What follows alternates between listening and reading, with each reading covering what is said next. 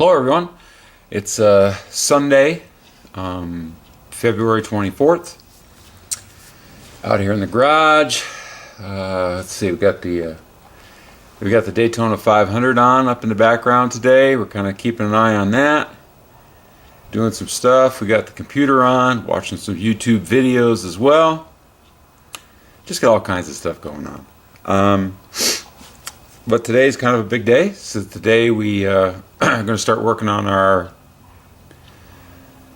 1977 Chevrolet C10 project. We've got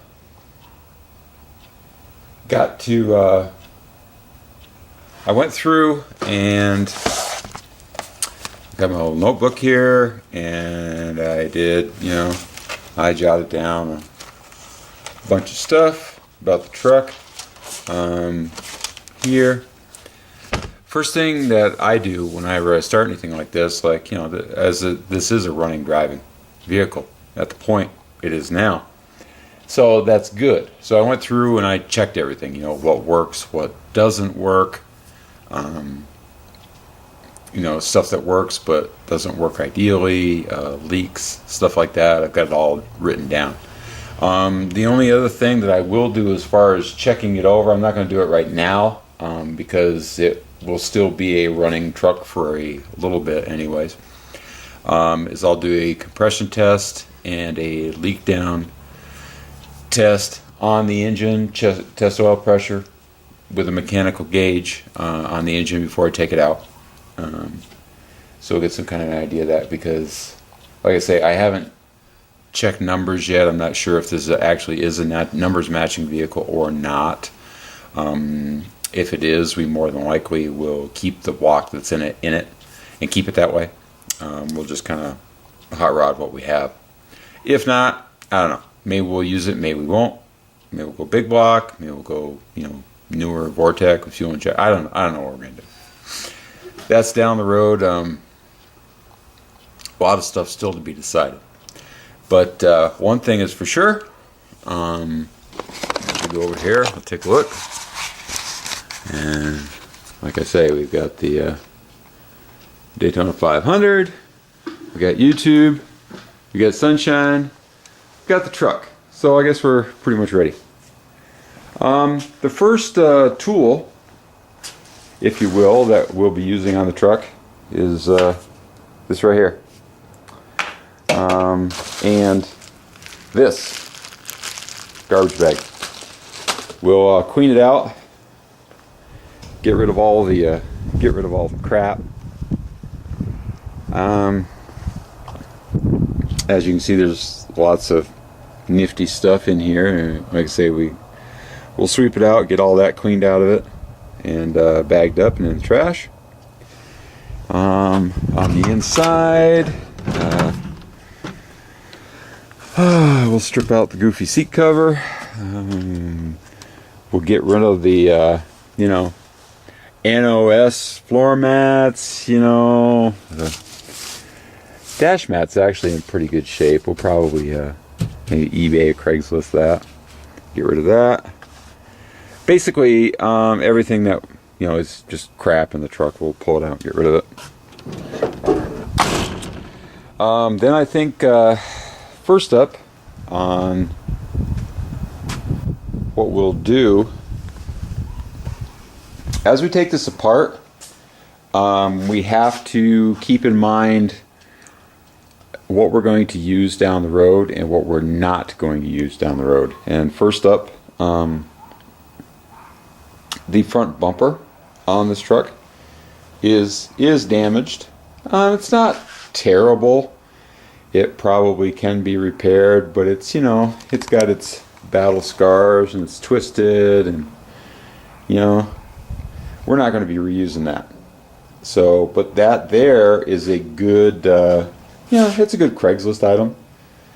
We'll throw that on Craigslist. We'll get $20-30 for that and get rid of it. The grill is broken, so we won't be reusing that. That'll go. These stainless steel mirrors on the left and right are in pretty good shape. We'll take those off. That's probably another good Craigslist item. We'll sell those. We're not going to use them. What we're going to do is we're going to use the smaller, more car type mirrors, which originally this truck had on it. Somebody's added those. So, you know, we'll sell those. The farmer rear bumper, trailer hitch, and all this crap can come off. Nothing here that's going to be reused at all. So we'll get rid of that and kind of go from there. Pretty much all the sheet metal, with the exception of the hood, we will reuse. But even the hood, I'll hang on to that for the time being. We won't get rid of that. Just a lot of this stuff, as we take it off, if we're not going to use it, I don't want to store it, have it hanging around, so we'll just get rid of it rather than having a lot of stuff hanging, you know. So one thing I did notice, and I don't know if the camera will pick it up or not, but right there, at one point in time,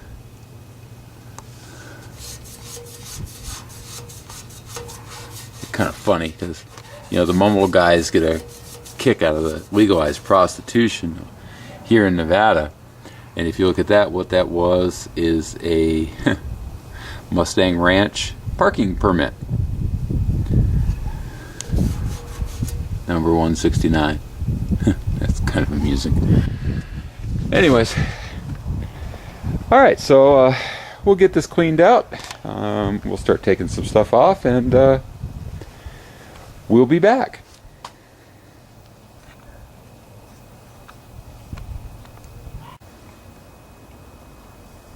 Okay, we're back. All right, so we've gotten the grossness cleaned out.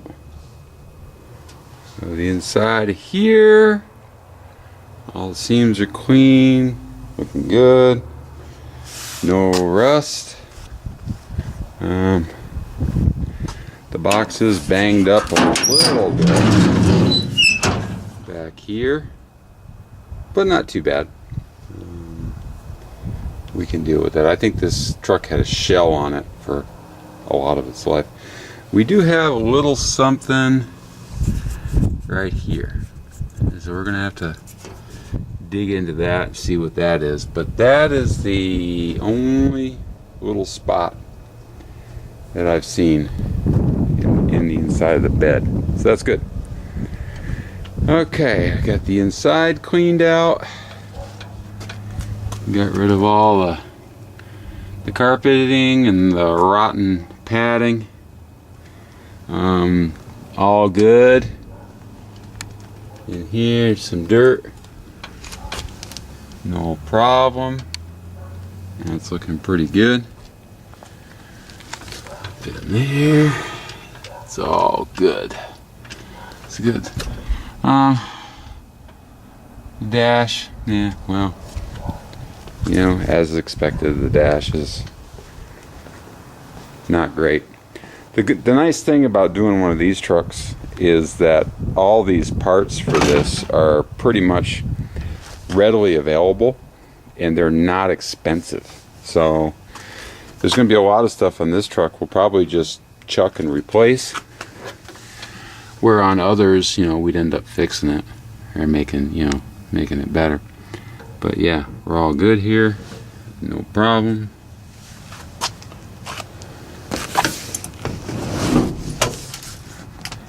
Cool. So we're looking good here. No exceptional finds really on the inside, other than got this set of DeWalt driver bits that was inside the truck. Screwdriver, wire strippers, another screwdriver, Allen wrench, like a weird twisted nail. It's like a jack handle of some sort. We got a CD, which is apparently the bumpin' mix for my rice. Love Panda. I don't know. And, well, check this out. Kentucky Fried Chicken card. I'm sure it's still good. Alright, so that's where we're at. I think it's start looking about taking some parts off. We'll get the air gun out and we'll start taking some stuff off of here. Lightening the load. I'll bring you guys back in a little bit.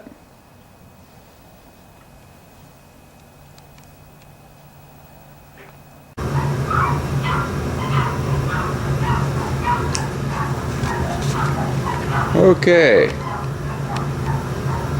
so we are bumperless in the front. Get the bumper off, the brackets, grill, headlight surrounds, front marker lights are out. Mirrors, side mirrors are off. The challenge today was actually taking the rear bumper off. As I referred to it before, it was kind of a farm bumper with a big hitch and everything on it. Well, there's still some more up in there that's welded to the frame I'm going to have to cut off. I had to cut the tube. There was some braces, had to cut that.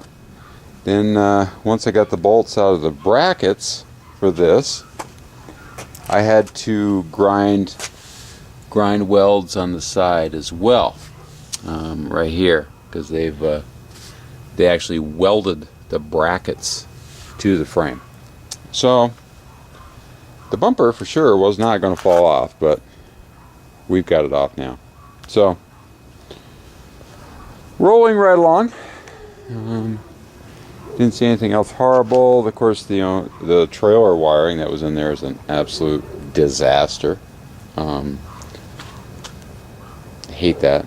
No reason for that. But anyways, none of that is any hoo to us because we're not going to use that. A couple different ways of doing the back. One of them is to put a sheet metal roll pan in here, a filler panel, and connect the two. But my preference is still to have a bright chrome bumper on the back, and I want the bumper that's actually more car-like. It's not a step bumper. I think those look good. Bumpers, you actually see those bumpers a lot on Blazers.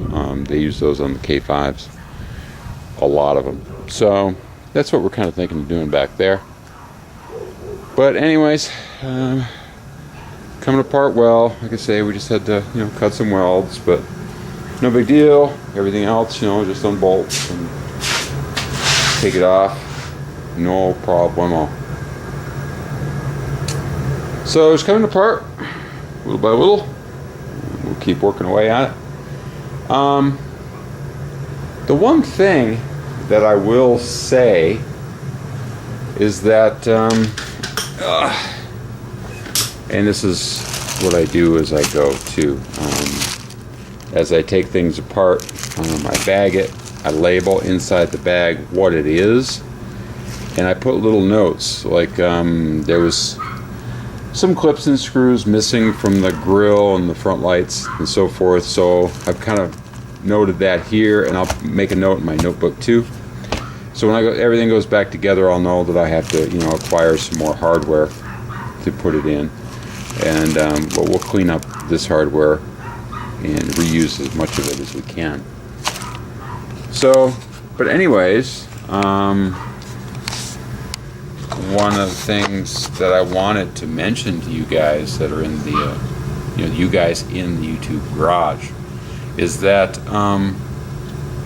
I've had a lot of comments on this particular truck, and how clean it is, and no rust and whatever. And And it is. It's a pretty clean truck. I mean, it's got a few little spots, but nothing major for a 77. I mean, it's 36 years old now, right? 77, 2007. Yeah, 36-year-old truck. It was actually manufactured date of that truck was February of 1977. So it is in fact 36 years old. You know, they commented on the truck because I realized that a lot of you guys are in areas that are, you know, rust areas. That's where I came from. That's where I grew up, and I fully understand, you know, when you guys talk about, you know, a rusty vehicle, what you're dealing with. And a lot of the projects that we see on the garage are, you know, evidence of that as well. You know, a lot of rust repair. And even like Bill Stone 4x1, you know, made a comment, you want to sell this thing? And, you know, I don't. But I am going to throw it out there for you guys, is that, you know, if you guys are looking for a project and you have something in mind,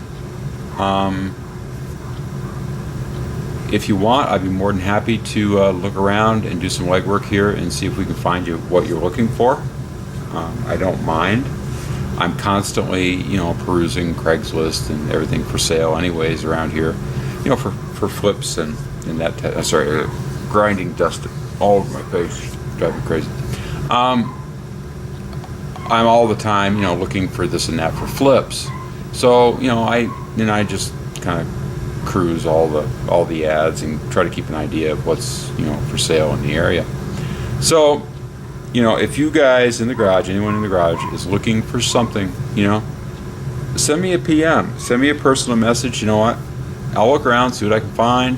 You know, if I can find kind of what you're looking for, you know, I'll put you in contact with whoever owns it or whatever, and I'll, you know, help in any way that I can with logistics and whatnot. Of course, you know, the biggest thing for most people is shipping stuff. If you know, have to transport, you know, a vehicle especially, you know, a ways, it's kind of expensive. But, you know, the simple fact of the matter is the time and money that's spent fixing rusty vehicles, you know, probably is a lot more than what you would spend to transport one that was reasonably clean, like this particular truck.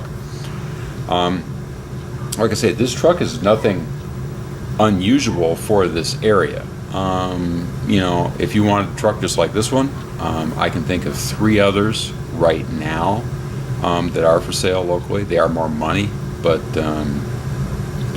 others do come up from time to time. This particular truck right here, I paid $1,300 for it, and like my 77 Ford that you've seen in other videos, I mean, I paid $700 for that. It all depends, you know, on the deal, what you run across. But I guess what I'm getting at is, you know, trucks like this in the $1,000 to $2,000 range are not unusual. And if you look around, you know, for 2-3 weeks, you can usually find 2 or 3 to pick from. Last night I was looking on Craigslist and it caught my eye, a 76 F250 long bed, 2-wheel drive, 390 with a 4-speed. Not a bad looking truck, looked fairly clean, you know, $1,500. Running driving vehicle that they claim passes, you know, local emissions. So they got to be in halfway decent shape if they'll actually pass the emissions test here, as far as, you know, engine mechanics anyways. So just something for you guys to consider if that's anything you do ever are looking for or whatever. Like I say, just send me a PM, send me a comment, send me what, and I'd be more than happy to look around, see if there's anything in the area that might be something like you're looking for. So anyways, that kind of wraps up what we're going to do here today. Tonight is the Mumble. So, you know, you guys, come on in. Get hooked up on the Mumble. Come on in, say hi, and talk with everybody. Good times. And, you know, a lot to be learned from that. So, WTBM123, this channel, Terry, has got some awesome instructional stuff on there on how to get set up for the Mumble and so forth. So check it out if it's something you're interested in. Basically, what you need is a you know, just your computer and a headset. Like I have said before, some guys are on there with their smartphones, you know, iPads, stuff like that. So anyways, I guess that's about it for today. Jimmy Johnson, Daytona 500 winner. Mark Martin, pushing guys to the front. I tell you, the old dog still got it going on. So anyways, till our next video, you guys be safe and take it easy.